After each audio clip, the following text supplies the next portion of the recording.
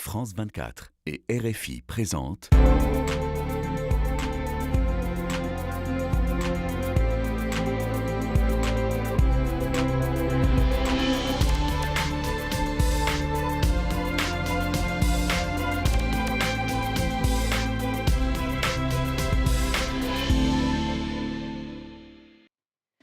Bonjour à tous et à toutes et merci de nous rejoindre. Nous sommes ensemble sur France 24 et Radio France Internationale pour Ici l'Europe. Cette semaine, d'ailleurs, nous prenons la direction de Bruxelles et du Conseil européen où nous allons retrouver son président, Charles Michel. Bonjour, Monsieur le Président. Je rappelle pour ceux qui ne vous connaissent pas encore qu'à 48 ans, vous avez été pendant 5 ans le Premier ministre de la Belgique pour le parti, on va dire, du centre ou des libéraux, si on préfère. 5 ans aussi à ce poste européen qui consiste à accorder les 27 de sommet en sommet.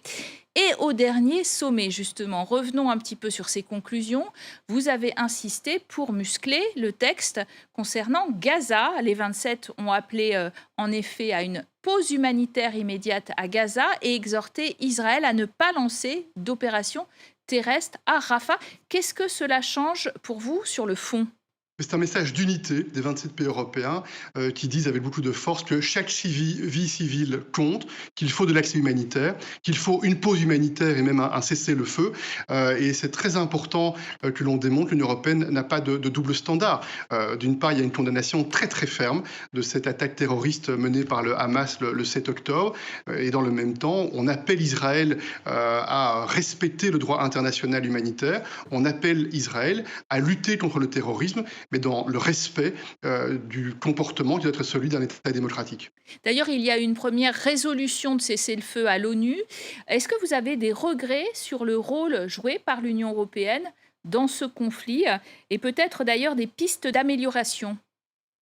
Je pense qu'il y a des éléments positifs. On a vu que le haut représentant s'est démultiplié pour engager avec les pays arabes dans la région pour tenter d'éviter l'escalade régionale. On a vu que beaucoup d'États membres ont été extrêmement fermes et clairs sur l'importance de respecter le droit international, de respecter les vies civiles. On a été aussi très fiers des efforts mis en place, par exemple, par Chypre, avec l'appui d'autres États membres pour rendre possible un certain nombre de corridors humanitaires, y compris par la voie maritime. Et c'est vrai qu'on a eu besoin de plusieurs semaines pour réussir à dégager une position détaillée, unie, supportée par les 27 États membres, parce qu'on sait sur un sujet pareil, les 27 États membres peuvent avoir des relations avec Israël ou avec la Palestine qui sont inspirées par l'histoire, qui sont inspirées par un certain nombre de traditions. Et c'est cela qui nous a amené à avoir besoin d'un peu de temps avant d'être en mesure, le 21, on a pu le faire, d'exprimer une position unique et unie sur ce sujet. Alors parlons de l'autre conflit à nos portes. En Ukraine, on a l'impression effectivement qu'il s'intensifie avec les 27 qui ont réaffirmé leur engagement à acheter des armes et piocher même dans les actifs russes gelés. Enfin, les intérêts que rapportent ces actifs russes gelés dans les banques, on est autour de 3 milliards d'euros. Là, est-ce qu'on va encore, cette fois-ci, assez vite ? On va vite et honnêtement, quand on regarde ce qui a été fait, on a pris le Kremlin par surprise, on a pris le reste du monde par surprise, parce que l'Union européenne, qui était traditionnellement vue comme un projet exclusivement économique, fondé sur des valeurs, est en train de devenir un projet qui a une ambition de puissance et de développement de capacités militaires. On a décidé, dès le début de cette guerre déclenchée par la Russie, de livrer des armes à l'Ukraine. Depuis lors, on a cessé d'augmenter les livraisons d'armes, à la fois en quantité et en qualité. On a décidé de charger nos industries européennes d'intensifier la production. Thierry Breton, le commissaire européen en charge, fait un travail remarquable avec l'industrie européenne de la défense sur ce sujet.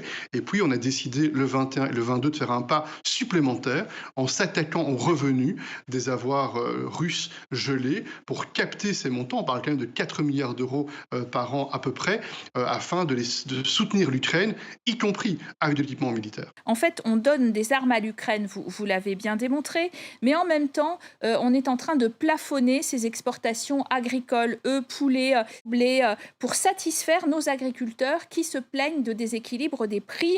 C'est pas un peu hypocrite ?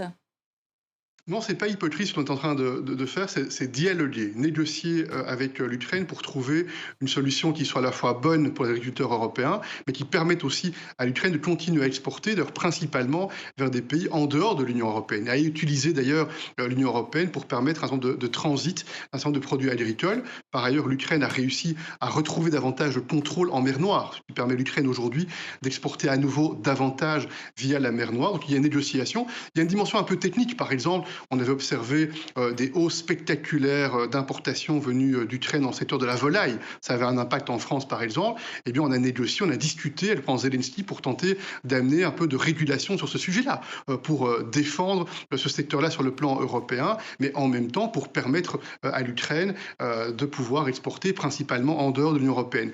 Et le Conseil européen a demandé à la Commission et à nos ministres de l'Agriculture de travailler dans les jours qui viennent afin qu'on puisse trouver des accords pragmatiques avec l'Ukraine, afin que d'une part on veille à ce qu'il n'y ait pas d'injustice au détriment de nos agriculteurs européens, mais d'un autre côté à veiller à ce que l'Ukraine puisse continuer à disposer de revenus liés à sa ressource agricole. Parce qu'on importe aussi pas mal de Russie, 4 millions de tonnes de céréales, d'oléagineux, de produits dérivés en 2023. Ils sont exemptés du droit de douane. Alors, Bruxelles veut mettre finalement des droits de douane prohibitifs. Est-ce que ça va changer quelque chose? Mais on voit bien que, d'une part, on a mis en place depuis 2 ans des sanctions lourdes contre la Russie pour tenter de rendre plus difficile pour la Russie sa capacité à financer cette guerre d'agression contre l'Ukraine. Et la Commission européenne vient de faire une proposition afin que les États membres regardent cette possibilité de déterminer des droits de douane relativement élevés contre des produits agricoles russes. Alors, il y a plutôt du support parmi les États membres pour effectivement viser avec des droits de douane les produits agricoles russes qui viennent vers le sol européen. On ne parle pas de produits qui iraient vers des États en dehors de l'Union européenne, parce que l'on ne veut pas porter préjudice à la sécurité alimentaire dans le monde, mais il est certain que l'on doit regarder avec précaution afin que cette mesure-là n'ait pas des effets collatéraux négatifs pour la sécurité alimentaire dans le monde entier. On veut soutenir l'Ukraine massivement, nous le faisons, et on ne veut pas retirer d'une main ce que l'on donne de l'autre. C'est pour cela qu'il y a une négociation très rationnelle, très raisonnable avec les Ukrainiens sur le sujet. Je suis certain qu'au prochain Conseil européen qui aura lieu avant la fin du mois d'avril, on aura l'occasion d'un état des lieux et que des progrès auront été enregistrés dans l'intérêt des agriculteurs européens, mais aussi dans l'intérêt du financement de l'Ukraine. Vladimir Poutine a reconnu le lundi 25 mars au soir que l'attentat près de Moscou avait été commis par des islamistes radicaux, tout en continuant à sous-entendre un lien avec l'Ukraine. Ça vous dit quoi de ce régime ? Ce que ça dit, c'est qu'une fois encore, on était habitué, on fait face à du mensonge, à la propagande, à la désinformation. Il y a d'abord une tragédie avec des victimes civiles. Et moi, je veux dire toute la solidarité vis-à-vis des familles des victimes de cette attaque qui a eu lieu à Moscou. Mais on voit qu'il est apparemment impossible pour le Kremlin de se retenir. Et il est impossible au Kremlin de ne pas tomber dans la tentation du mensonge en tentant de faire de l'escalade rhétorique, en accusant de manière saugrenue l'Ukraine. Ça montre qu'on a raison, comme Européens, avec nos nombreux partenaires dans le monde, de défendre la démocratie, la liberté, la souveraineté de l'Ukraine, puisqu'on voit qu'une fois encore, le Kremlin pousse le cynisme jusqu'à tenter d'instrumentaliser ces plus de 140 morts russes pour renforcer un sentiment anti-ukrainien en Russie. Les observateurs s'attendent à voir Vladimir Poutine chercher une victoire facile ailleurs, une nouvelle vague de mobilisation peut-être. Est-ce que vous craignez un redoublement de violence en Ukraine ? Mais ce qui est certain, c'est que depuis 2 ans, on a vu systématiquement de l'escalade. Escalade verbale, escalade rhétorique, à rythme régulier des menaces de recours à l'arme nucléaire, ce qui est absolument irresponsable, des multiplications des attaques par des missiles, y compris ces derniers jours, on le voit beaucoup du côté ouest, à Odessa, à Lviv. Et donc, l'escalade, elle est du côté russe. Il y a un agresseur, c'est la Russie et c'est le Kremlin, et il y a un agressé. Et l'agressé, c'est le peuple ukrainien. Et l'agressé, ce sont tous ceux qui croient dans ces valeurs de démocratie incarnées par la souveraineté de l'Ukraine. L'Ukraine qui a fait un choix libre, celui de se tourner vers l'Union européenne, d'arrimer son destin vers l'état de droit, vers la démocratie, vers la prospérité économique, qui est incarnée par ce projet européen fondé sur des élections libres et crédibles. Alors la police russe a aussi émis un avis de recherche contre Kaja Kallas, la première ministre d'Estonie. La responsable figure sur une liste de 700 étrangers recherchés pour avoir, je cite, insulté l'histoire. On écoute Kaja Kallas, que nous avons interrogée au micro d'Armen Georgian.